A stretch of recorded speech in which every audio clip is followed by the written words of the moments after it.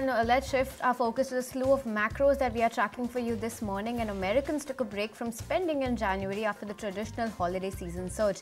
Retail sales in the US fell 0.8% from that 0.4% growth that we did see back in December. The decline is a 10-month low. However, economists cautioned against reading too much into the data amid seasonal fluctuations. The weak reports did not change expectations that the US Central Bank would refrain from cutting interest rates before May, and there are signs that goods price deflation is nearing an end.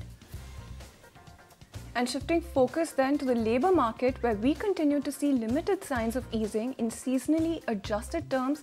Initial unemployment claims dropped by 8,000 over the last week to reach 202,000.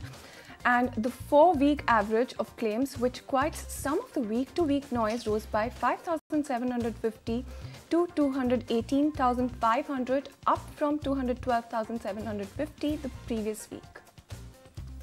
Well, all right, and the biggest chatter on the street and the biggest macroeconomic cue to track this morning internationally is Britain's economy, because after Japan, Britain's economy sinks into a recession in the second half of 2023, a major blow to Prime Minister Rishi Sunak before the elections this year.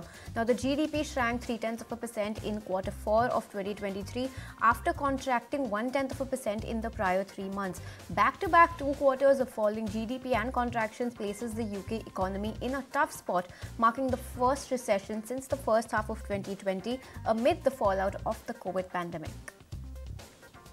As better than expected Bitcoin ETF inflows broke crypto markets, the second largest digital asset may finally be waking up. Ethereum, or Ether, has surged 16% in the past 7 days and is now trading above $2,800 for the first time since May 2022. The Ethereum Bitcoin ratio is on the rise after hitting its lowest level in nearly 3 years in January.